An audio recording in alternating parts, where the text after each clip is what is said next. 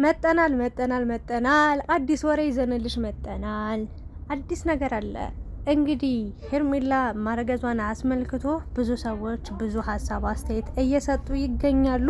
ግማሾቹ በጣም ሲናደዱ ሲበሳጩ፣ ሌሎቹ ደግሞ በጣም ደስተኛ ሆነው እንግዲህ ለሄርሜላ መልካም ምኞታቸውን እየገለጹ የእንኳን ደስ ያለሽ መልእክትንም እያስተላለፉ ይገኛሉ።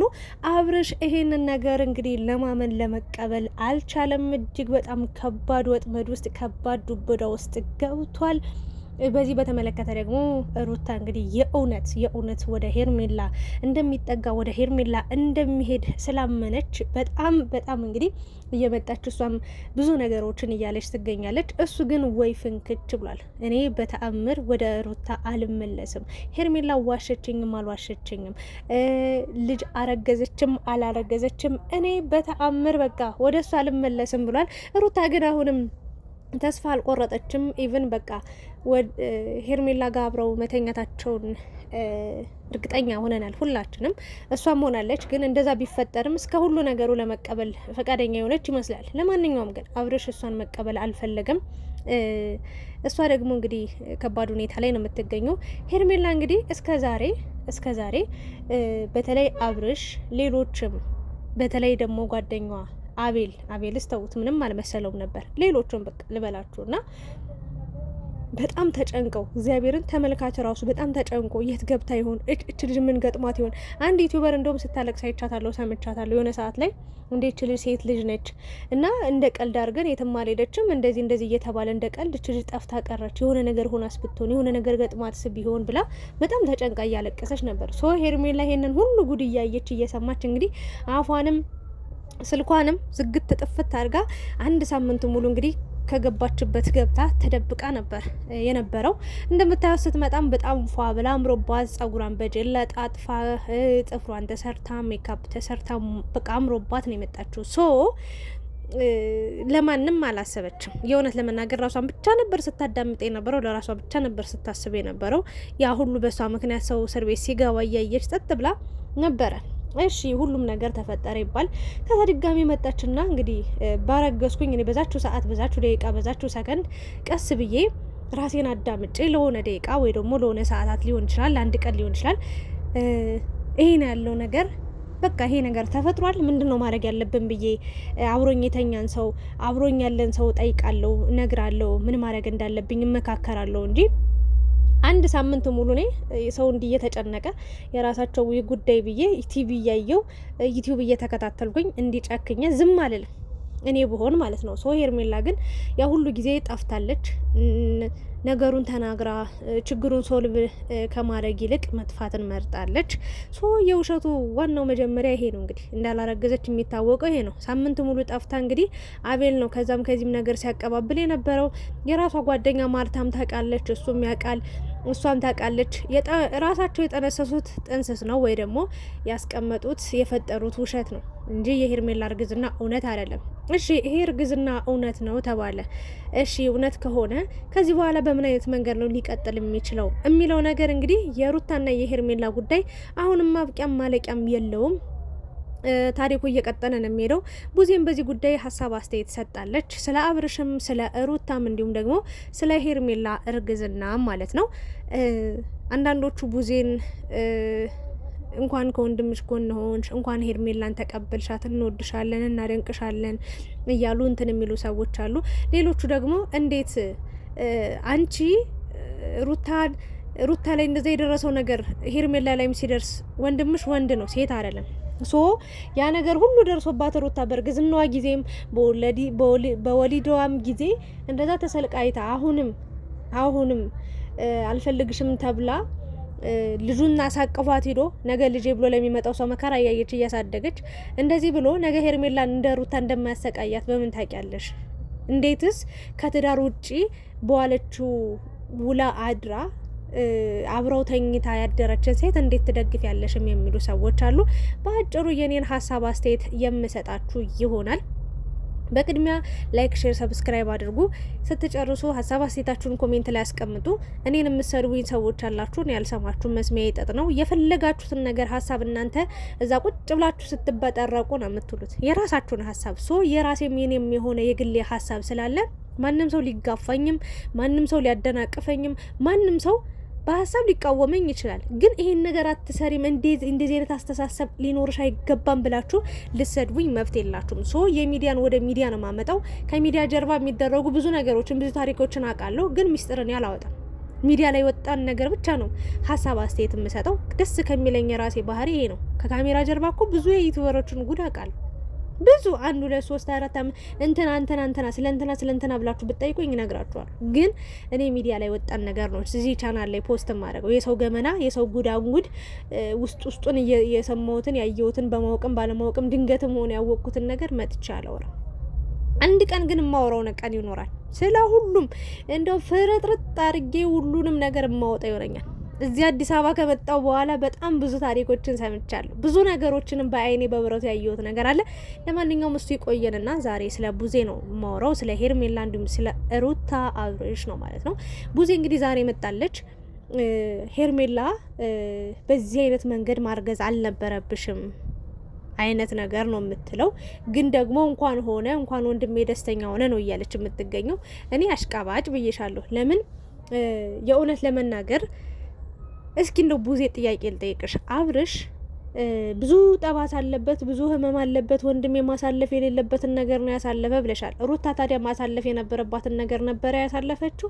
ያ ሁሉ መከሯ ተይው፣ የሌላውን ጊዜ ተይው፣ በፍቅር እያሉ የተጣሉትን ሌላ ሴት ጋር መጡ አሁን ሩታን የጎዳት ምናምን ተይውና በእርግዝናዋ ወቅት በወለደችው ወቅት ላይ ያሳለፈችው እንባና መከራ ያ ይረሳል ወይ? ያ እንዴት እንደ አንድ ሴት ልጅ እንዴት ጠባሳ ሆኖ አንቺ ላይ አእምሮሽ ላይ አልተቀመጠም? በእርግጥ አብርሽም እንደ ወንድ ልጅ የተበደለበት በጣም ሩታ ያስቀየመችው ጊዜያትና ቀን ነበረ። ያኔም አዝነንባት እሷንም ሰድበናት በጣም ብዙ ተቆጥተናታል። ያለፈ ነገር ነው። አብርሽም ሩታም ብዙ ነገሮችን ተበዳድለው አልፈዋል። ጥሩ ነገሮችንም አብርሽ ለሩታ፣ ሩታ ለአብርሽ ብዙ ነገሮችን ሰርተው አልፈዋል። አንቺ ግን የወንድምሽን ነው የምታደዩ። አዎ አልፈርድብሽም። ስጋ ሆነሽ ተገኝተሻል። ግን ለሴት ነበር ማስቀደም የነበረብሽ። አሁን አንቺ ለሩታ ሰይጣን ሆነሽ ለሄርሜላ መልአክ ነው እየሆንሻለሽ። በፊት ምን ነበርሽ? ሩታ ስትይ ነበር። ከዛስ ሄርሜላ ማለት ጀመርሽ። አቋም ቢኖርሽ እንደኔ ደስ ይለኛል። አሁን ምን አልሽ? ዛሬ መጠሽ ሄርሜላ እንደው በተፈለገው ጊዜ ተጋብተው ምናምን ባለመውለዷ ቅር ቢለኝም ባለማርገዟ፣ አሁን ላይ ግን በቃ ወንድሜ ጋር ደስተኛ ሆና እየኖረች ስለሆነ ደስተኛ ነኝ፣ እንኳን አረገዘች አይነት ነገር ነው እያልሽ ያለሽው። ምን አይነት ምክር ሰጠሽ? ከዛ በኋላ ሴቶች ብዙ ዋጋ ትከፍላላችሁ። ወንድ ነው። ብዙ ዋጋ ከሴት ልጅ በላይ አይሰበርም፣ ከሴት ልጅ በላይ አይጎዳም። ሴቶች ሳታገቡ እንደዚህ በትዳር ሳትተሳሰሩ ልጅ ማርገዝ መውለድ የለባችሁም። አንዳንዶቹ በዚህ ምክንያት በጓደኝነቱ ነው ዝም ብሎ አብረው ያድሩና ልጅ ይረገዛል። እና ብልጥ ለምን አትሆኑም? በዚህ ዘመን እንደው የሆነ ነገር ስለምን አትጠቀሙም አይነት ነገር ነው። እና አብርሽ በአጭሩ ከሄርሜላ ጋር በመተኛቱ በጣም ደስ ብሏታል። በአጭሩ ይሄን የገለጸችው። ግን ሌሎችን ሴቶች ምን ትላለች? እናንተ ሌላ በቃ ትዳር ካልያዛችሁት ወንድ ጋር በፍቅር እያላችሁ አታግቡ፣ አትውለዱ ነገር ነው የምትለው። ከዛስ ሄርሜላን ግን በቃ እንኳን አረገዘች አይነት ነገር፣ አብርሽና ሄርሜላ እንኳን አብራችሁ ተኛችሁ አይነት መልእክት ነው የምታስተላልፈው። ለምንድን ነው ለአንዱ እንጀራ እናት ሆነሽ ለአንዱ እናት ሆነሽ መልእክት የምታስተላልፊው? መልእክት ካስተላለፍሽ አቋም የለሽም። ሲጀመር ትክክለኛ አቋም የለሽም። በቃ አንቺ ይሄን ሁሉ ነገር ከመናገርሽ ይሄንን ሁሉ አተታ ከማውራትሽ በፊት በቃ ሄርሜላ ይሄን ነገር ያደረግሽው ነገር በቃ ትክክል አይደለሽም በጭራሽ። እንዴት አንቺ ሴት አይደለሽ እንዴ? ቤተሰብ ሳያቅ እንደው ገና በቅጡ እንኳን እኛ እንኳን በስርዓት ሳናቅሽ ምን አይነት ባህሪ ኑርሽ ምን አይነት ሳናቅ አንቺ እንኳን እኛም በደንብ ሳታቂ ገና አብርሽን እንኳን በደንብ ሳትግባቢው ሳታቂ ስለ አንቺ የምትወዱ ነገር ስለምታዩ ነገር ሳያቅ እንዴት ነው ይህን ነገር የምታደርጊው ብላ ወይ መቆጣት ወይ ደግሞ እሰይ ደስ ብሎኛል በቃ ከትዳር ውጭ መሆንም አልሆንም በቃ እንኳን አረገሽ ከሚወድ ሰው ጋር ነው የሆንሽው ከምትወዱ ሰው ጋር ነው ያረገዝሽው ብለሽ አቋም የሆነ መያዝ ነበረብሽ። አንድ ምን ትላለች? ማረገዝ አልነበረብሽም። በሌላ በኩል ደግሞ እንኳን አረገዝሽ እንኳን አብርሽ አብሮ አተኛ አይነት ነገር ነው። ለምን ተኛ አብረሃት ለምን አልተኛህም ብዬ የምናገረው ሀሳብ አስተያየት የለም አልሽ። ግን ደግሞ ሄርሜላ በማርገዟ ደስተኛ እንደሆንሽ ነው የተናገርሽው። እንደኔ እኔ እች ልጅ በጣም ክብሯን አውርዳለች ብዬ ነው የማስበው። የሩታ የመጣችበትን መንገድ እያንዳንዱን አይታለች። አውቃ እንደ አብርሽን ለመሳብ ብላ ካልሆነ እርግጠኛ ነኝ የሩታን ያሳለፈችውን መከራና ስቃይ ታሳልፋለች ወይ ደግሞ እያየች እሳት ውስጥ ትገባለች ብዬ አላስብም። እሳት ነው በቃ። በዚህ ዘመን መድኃኔዓለምን የኢትዮጵያ ሴቶች የኢትዮጵያ እናቶች መከራቸውን እየበሉ ያሉበት ምክንያት ልጅ ያለ አባት ማሳደግ እጅግ በጣም ከባድና ከባድ ፈተና ነው።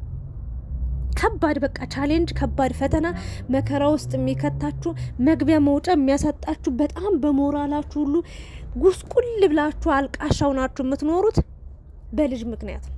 ያለ አባት ስለምታሳድጉ ብቸኛ ነው የምትሆኑት። በሞራልም ትጎዳላችሁ፣ በኢኮኖሚም ትጎዳላችሁ፣ በጣም በብዙ ነገር እና እኔ እያልኩ ያለሁት ሄርሜላ ማርገዙን ታርግዝ፣ ግን ቢያንስ ለራሷ ክብር የላትም ወይ? የቤተሰቦቿን ከዚህ በፊት ወንድ አላቅም ብላለች አይደል እንዴ?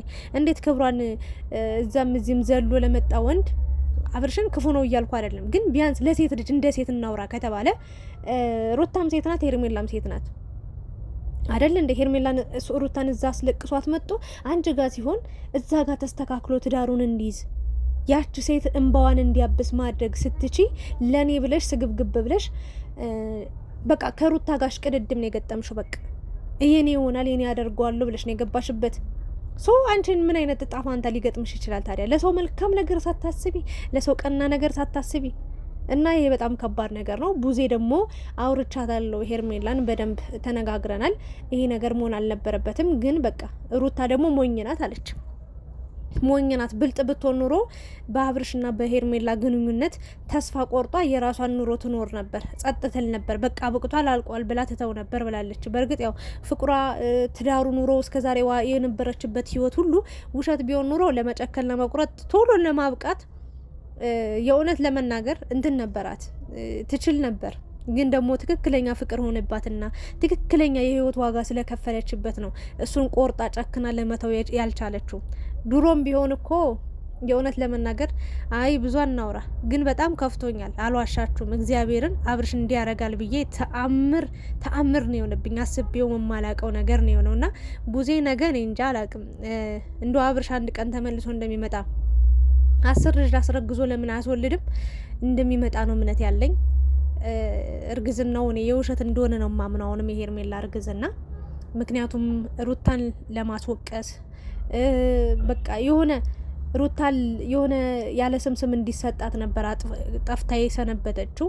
ያ ሁሉ ሰው እየተንጫጫ በሷ ምክንያት ብዙ ሰው በጣም እየተሰቃየ ተንገላታ ጸጥ ያለችው ለዛ ነው። ግን አሁንም አቤል ያውቃል፣ ጓደኛዋ ታውቃለች፣ እሷ ታውቃለች። አብርሽ ታያላችሁ ፍልፍል አድርጎ እናቷን ይረዳል። አብርሽ ከቆረጠ ነው ታያላችሁ። የሚያውቅባት ብዙ ሚስጥር ይኖራል፣ የሚደርስባት ብዙ ታሪክ ይኖራል። ታያላችሁ። እንደዚህ ክፍተት አንድ ከተፈጠረ ሁሉ ነገር ዝግዝግ ብሎ ዝርዝር ብሎ ይወጣል። ከዛ ይቆርጥለትና አብርሽ ወይ ብቻውን ይሆናል ወይ ወደ ሩታ ይመለሳል። ታያላችሁ። ከሄርሜላ ጋር ከምንም እንደው ሊሄዱ ይችላሉ 1 ወር 2 ወር 3 ወር ከዛ በላይ ከቆዩ እኔ በፈለጋችሁ ትቀጣሉ። በፈለጋችሁት እመኑኝ ማለት ነው። የምሬን ነው ምላችሁ። ሩታ ያለቀሰቻትን እንባ ሄርሜላ ልጅ በእጇ አቅፋ ይዛ በሆዷ አቅፋ ይዛ እንደ ሩታ ያለባቻትን እንባ ካላለቀሰች ምን አለች በሉ። የእውነት አርግዛ ከሆነ ካልሆነም ጉዷና ሚስጥሯ በጊዜ ይወጣል። በጊዜ አብርሽም ይቆርጥለታል፣ ያልቃል። ይሄን ያለው ነገር ሄርሜላ ምን የራሷን ህይወት ጀምራ ከማታውቀው ሰው ጋር የሚወዳትን የሚያፈቅራትን ቦታ የሚሰጣትን እንደዚህ ውጥንቅጥቅ የሆነ ግራ የገባው ግራ ግብት ያለው ህይወት ውስጥ ገብታ ከምታቦካ ከምትጋግር ከምትዋኝ ስቃይ ውስጥ ከምትገባ ከምትወቀስ ይህን የምትለው ሰው በቃ እስከ የህይወት መስዋዕትነት ነፍሱን ራሱን አሳልፎ እስከ መስጠት የሚደርስ ሰው በህይወቷ መጥቶ ደስተኛ አድርጓት እንደ ሴት ማግኘት ያለባትን ነገር እያገኘች ብትኖር አብርሽን ለቀቅ ብታረገው እኔ ትልቅ ምክሬን ሀሳቤን ለመስጠት እወዳለሁ። የነበረኝ ሀሳብ አስተያየት ይህንን ይመስል ነበረ። ቡዜ ያው ብዙ ማውራት አይጠበቅብሽም፣ አቋምሽን ተነግረሻል። ከአብርሽ ጋር እንድትሆን ሄርሜላን ደግፈሻል። አዎ እና ሩታን እየመጣሽ 10 ስሟን እየጠራሽ እሷን ሰነፍነሽ፣ ደካማ ሴት ነሽ፣ ጠንካራ አይደለሽም፣ ጀግና አይደለሽም እያልሽ ደካማ ጎኗን እየነገርሽ ትናንት ጀግና ነሽ፣ ጠንካራ ሴት ነሽ፣ እንደዚህ ነሽ ምናምን ብለሽ እንዳላደነቅሻት ሁሉ ዛሬ ላይ የሚጥል እሷን ሞራሏን የሚነካ ንግግር ባትናገሪ ጥሩ ነው። አቋም ሊኖርሽ ይችላል፣ ይኖርሽ። እሺ እኔም አሁን የራሴ አቋም ስላለኝ አብርሽና ሩታ እንዲሆኑ ነው የምፈልገው አንድ ላይ። ሄርሜላና አብርሽ አንድ ላይ መሆን የለባቸውም ብዬ አይደል አቋም ያለኝ። አንቺ ደግሞ ሄርሜላና አብርሽ ነው አቋም ያለሽ፣ በቃ በእነሱ ነው። ግን ሩታን ሄርሜላን ከፍ ለማድረግ ሩታን ማጣጣል አይጠበቅብሽም። በቃ ስሟን ራሱ መጥራት አይጠበቅብሽም። የምሬ ነው። አታሳዝንሽም እንዴ እቺ ሴት? እግዚአብሔርን ወንድምሽስ እዛ በሄደበት ሁሉ ከሴት ጋር ሲተኛ ትንሽ አይሰቀጥጥሽም? የስንት ሴት ህይወት እያበላሸ እንደዚህ በሄደበት ሁሉ ሴት እያስለቀሰ እንዴ! ፍቅር እነ ነፂ ሩታ፣ አሁን ደግሞ ሄርሜላ። ነገ ደግሞ የትኛዋን ሴት እንደሚያስለቅስ እኮ አይታወቅም አይደል እንዴ? አንቺስ ለምን ወንድሜ፣ ለምንድነው በዚህ ልክ እንዝላል ሆንከው? ለምንድነው ወንድሜ እንዲያረክ ያለው? ለምንድነው በዚህ መንገድ እየሄድክ ያለው? ለምንድነው የሴቶች ህይወት ውስጥ ሁሌ የምትገባው ብለሽ አንድ አቋም እንዲኖረው አንድ ህይወት እንዲኖረው ወይም ያለ ሴት መኖር አይችልም እንዴ? ይሄንን ምክራት መክሪም እንዴ? ወንድምሽ ስለሆነ የፈለገዋ ሴት ብታለቅ ስለ አንቺ ግዳይ ጋር አይሰጥሽም። በቃ አንቺም ሴት ነሽ። መድኃኒዓለምን ታያለሽ። ነገ ሴት ልጆች ትወልጃለሽ። እግዚአብሔርን ነገ ሴት ልጆችን ትወልጃለሽ። ያኔ በህይወትሽ ውስጥ ይሄ የሩታን ህይወት ልጅሽ ስታሳልፍ ምን እንደሆነ ሩታን ትረጃት ይሆናል ያኔ። ያ ግን እንዲደርስባት ልጅሽ ላይ አልፈልግ። ግን ፍትሃዊ ሁኝ። የምር በጣም ነው የተናደድኩት። እግዚአብሔርን ብቻ ይሁን ሁሉንም ነገር በጊዜው የምናየው ይሆናል። ፈጣሪ እድሜውና ጤናውን ይስጠን። ጨርሻለሁ። እናንተን ሀሳብ አስተያየት አስቀምጡ። ምን አላችሁ ሀሳብ? ቡዜ በሰጠችው በሄርሜላ እርግዝና ዙሪያ በአብርሽ በሩታ ጉዳይ ያላችሁን ሀሳብ አስቀምጡ። የኔን ይመስላል። ላይክ፣ ሼር፣ ሰብስክራይብ አድርጉ። እወዳችኋለሁ።